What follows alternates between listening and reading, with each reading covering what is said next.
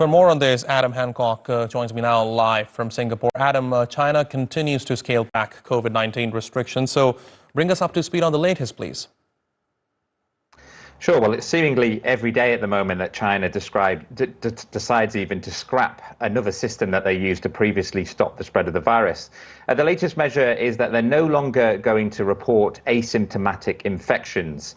That was previously something that they did every day. They gave a report of symptomatic and asymptomatic cases, but they're getting rid of that now. And that's purely because it's basically impossible to track how many infections are at the moment, because they have reduced the amount of testing that they are doing. So previously, people were testing every few days. We saw these mass tests when areas went into lockdown, and they pretty much found every single infection, even in people who didn't know that they had the virus. But this is now not happening, so no longer we will see asymptomatic cases.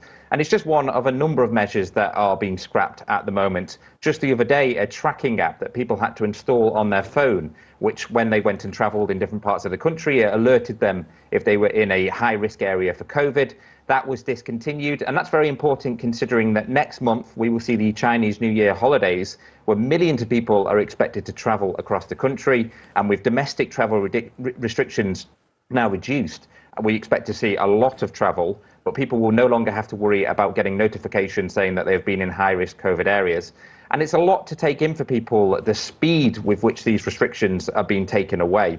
Many people were estimating that we might be seeing 2023 at the earliest when China starts to move away from zero COVID. But so far, things are happening very fast, and it's causing a lot of confusion because experts who state media have used to warn people about the virus and talk about how deadly the virus is, those same experts are now coming onto television and explaining that the virus is much less deadly, the new variants are much more mild, and people don't need to be afraid of it. So many people are confused at this sudden change of strategy and wondering exactly why the authorities have decided to scrap these restrictions so quickly. Right, and undoubtedly, Adam, there are fears about how this wave of infections will play out in China. So do we have any indication at this point on how China is coping?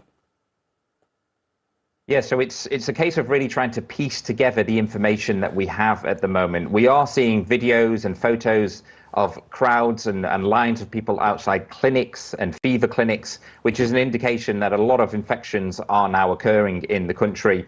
We've seen the other day people queuing outside of pharmacies trying to get hold of medicine for fevers and for colds and self-testing kits as well. So it's obvious that there is a lot of infection right now in China, and the infection rates are climbing even if the official testing numbers are reducing.